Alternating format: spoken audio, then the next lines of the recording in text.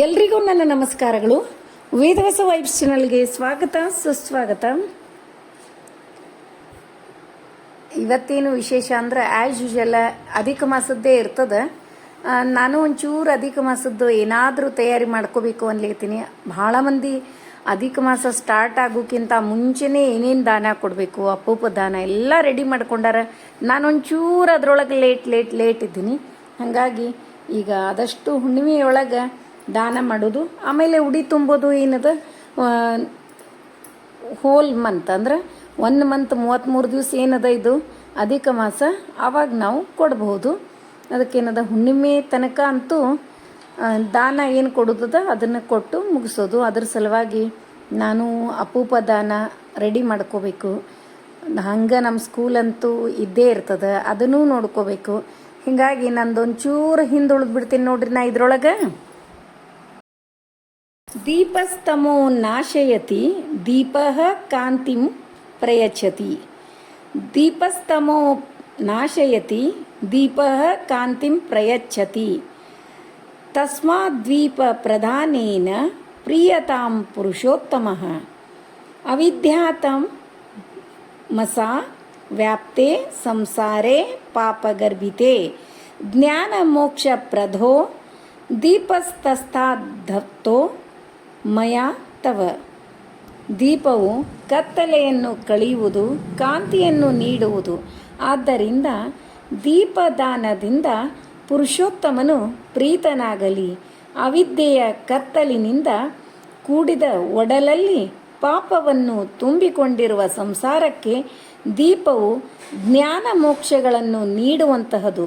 ಆದ್ದರಿಂದ ನಾನು ನಿನಗೆ ದೀಪವನ್ನು ನೀಡಿರುವೆನು ಅಂಥೇಳಿ ದಿನನಿತ್ಯ ಈ ಅಧಿಕ ಮಾಸದೊಳಗೆ ದೀಪವನ್ನು ಹಚ್ಚಿಟ್ಟು ದೀಪಗಳನ್ನು ದಾನ ಮಾಡುವುದು ಭಾಳ ಮಂದಿ ಮಾಡ್ತಾರೆ. ಭಾಳ ಒಳ್ಳೆಯದು. ಯಾಕಂದ್ರೆ ದೀಪದಾನದಿಂದ ಎಷ್ಟು ಉಪಯೋಗದಂದ್ರೆ ನಮ್ಮ ಮನೆಯೂ ಬೆಳಕಾಗಿ ಉಳಿತದೆ. ನಾವು ಯಾರಿಗೆ ಕೊಡ್ತೀವಿಲ್ಲ ಆ ಮನೆಯೂ ಬೆಳಕು ರಿಫ್ಲೆಕ್ಟ್ ಆಗ್ತದ್ರಿ. ಅದ್ರ ಸಲುವಾಗಿ ದೀಪದಾನ ಭಾಳ ಶ್ರೇಷ್ಠವಾದ್ದು. ದೇವಸ್ಥಾನಕ್ಕೆ ಮತ್ತು ಆಚಾರ್ಯರಿಗೆ ನೀವು ಯಾರಿಗೆ ಕೊಡ್ತೀರೋ ಕೊಡ್ಬೋದು. ದೀಪದಾನ ಭಾಳ ಶ್ರೇಷ್ಠವಾದದ್ದು. ಇಲ್ಲಿ ನೋಡ್ರಿ, ಹಂಗೆ ಸುವರ್ಣ ದಾನ ಮಾಡಿದ್ರೆ ದಾರಿದ್ರ್ಯ ನಾಶ ಆಗ್ತದೆ. ಸುವರ್ಣ ದಾನದಿಂದ ದಾರಿದ್ರ್ಯ ನಾಶ. ಗೋದಾನದಿಂದ ಬ್ರಹ್ಮಲೋಕ ಪ್ರಾಪ್ತಿ. ರಜತ ದಾನದಿಂದ ಪಿತೃಗಳಿಗೆ ತೃಪ್ತಿ. ತಾಮ್ರ ಪಾತ್ರ ದಾನದಿಂದ ಸರ್ವಾಭಿಷ್ಟ ಸಿದ್ಧಿ ಆಗ್ತದೆ. ರತ್ನದಾನದಿಂದ ರಾಜಯೋಗ. ಮುತ್ತುಗಳ ದಾನದಿಂದ ಭುಕ್ತಿ ಮುಕ್ತಿ ಪ್ರಾಪ್ತಿ. ವಸ್ತ್ರದಾನ ಚಂದ್ರಲೋಕ ಪ್ರಾಪ್ತಿ. ಶಾಲು ದಾನ ಪಾಪ ಪರಿಹಾರ.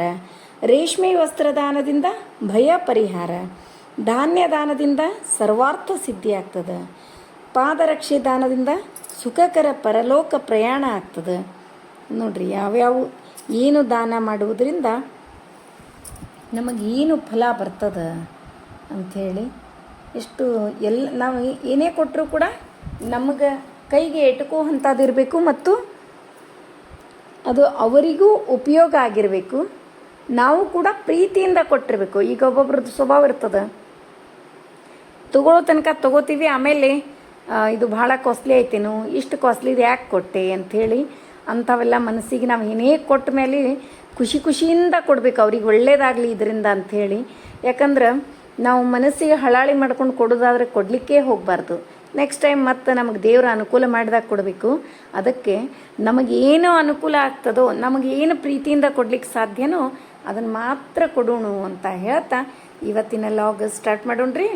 ನೋಡ್ರಿ, ಈಗ 5:15 ಆಗ್ಯದ್ರಿ ಟೈಮು. ತುಳಸಿ ಪೂಜೆ ನಡೆದದ. 5:25 ಅಂದ್ರೆ ಬೆಳಕು ಸ್ಟಾರ್ಟೇ ಆಗಿಬಿಡ್ತದ್ರಿ. 5 ನಿಮಿಷನಾಗ ಬೆಳಕು ರೀ, ಅಷ್ಟು ಜಲ್ದಿ ಬೆಳಕಾಗ್ತದೆ.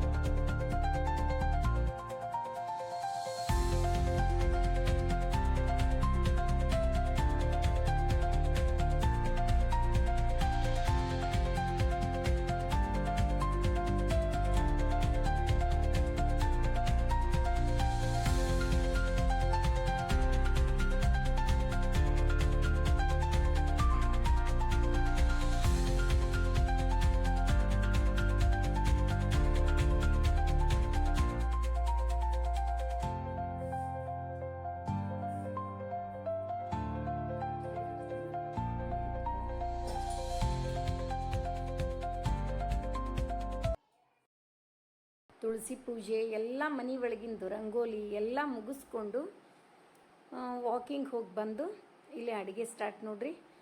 ಮತ್ತು ಇವತ್ತೇನು ಸ್ಪೆಷಲ್ ಅಂದರೆ ಭಾಳ ಈಸಿ ಅಡುಗೆ ಮಾಡ್ಲಿಕ್ಕೆ ರೀ. ಬೇಸರ ಆಗಿಬಿಟ್ಟಿರ್ತವೆ, ಒಂದೊಂದು ಸರಿ ಬೇಸರ ಆಗ್ತದಲ್ರಿ ಅಡುಗೆ ಮಾಡಲಿಕ್ಕೆ. ಹಂಗೆ ನನಗೂ ಇವತ್ತು ಭಾಳ ಬೇಸರ ಆಗ್ಯದ.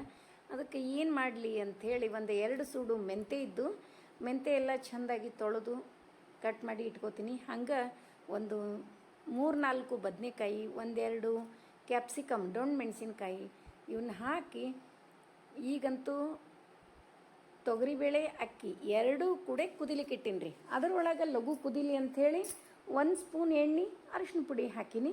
ಚೆಂದಾಗಿ ಕುದೀತದ ಫಾಸ್ಟಾಗಿ. ಆಮೇಲೆ ಒಗ್ಗರಣೆ ಹಾಕಿ ಇಷ್ಟೆಲ್ಲ ಪಲ್ಯ ಹಾಕಿಬಿಟ್ರೆ ಮಸ್ತ್ ಟೇಸ್ಟಿಯಾದ ವಾಂಗಿಬಾತು ರೆಡಿ ಆಗ್ತದೆ ನೋಡ್ರಿ. ಸ್ವಲ್ಪ ಡಿಫ್ರೆಂಟಾಗಿ ಮಾಡೋದು. ಬೇಸರದಾಗ ಏನು ಮಾಡ್ಬೇಕ್ರಿ, ಅದಕ್ಕೆ ಹೊರಗಿಂದ ತಂದು ತಿನ್ನಂಗಿಲ್ಲ, ಮನೆ ಒಳಗೆ ಸ್ವಲ್ಪ ಡಿಫ್ರೆಂಟಾಗಿ ಮಾಡೋದು. ಮತ್ತು ಇದೇನು ಡ್ರೆಸ್ ಚೇಂಜ್ ಆಯ್ತಲ್ಲ ಅಂತೀರೇನ್ರಿ.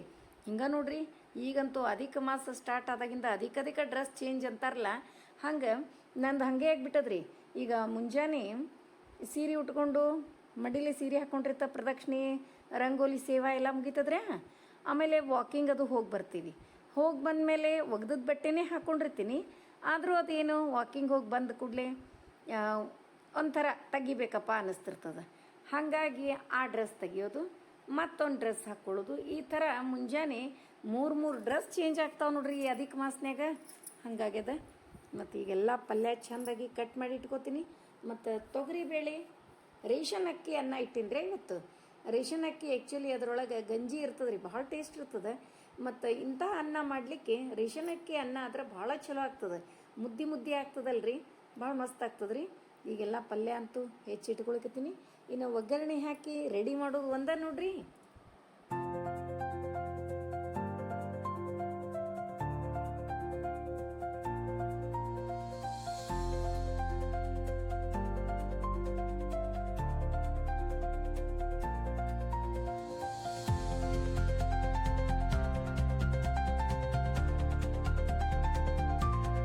ಒಂದು 2-3 ಸ್ಪೂನು ಎಣ್ಣೆ, ಜೀರಿಗೆ, ಸಾಸಿವೆ ಎಲ್ಲ ಹಾಕಿ ಕರಿಬೇವು ಹಾಕಿ ಹೆಚ್ಚಿಟ್ಕೊಂಡಿದ್ನಲ್ರಿ.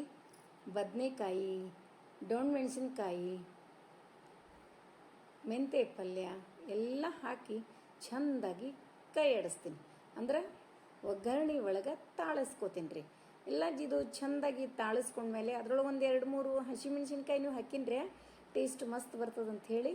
ಹಾಗಾಗಿ ಅದರೊಳಗೆ ಮಸಾಲೆ ಪುಡಿ, ಅರಿಶಿನ ಪುಡಿ, ಸ್ವಲ್ಪ ಬೆಲ್ಲ, ಹುಣಸೆ ಹಣ್ಣಿನ ಹುಳಿ, ಮತ್ತೊಂದು ಸ್ವಲ್ಪ ನೀರು ಹಾಕಿ ಕುದಿಲಿಕ್ಕೆ ಇಟ್ಟುಬಿಡ್ತೀನಿ ರೀ.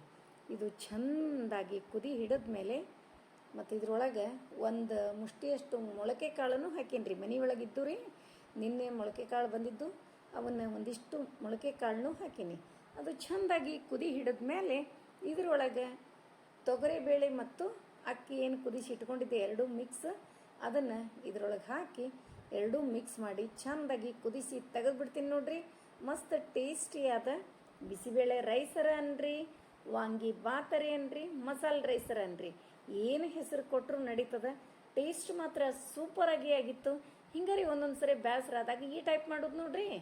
ನೋಡಿದ್ರಲ್ಲ, ಇವತ್ತಿನ ವಿಡಿಯೋ ಎಲ್ರಿಗೂ ಇಷ್ಟ ಆಯಿತು ಅಂತ ಅನ್ಕೋತೀನಿ. ನಮ್ಮ ವಿಡಿಯೋಗಳು ನಿಮಗೆ ಇಷ್ಟ ಆದರೆ ಲೈಕ್ ಮಾಡಿರಿ, ಶೇರ್ ಮಾಡಿರಿ.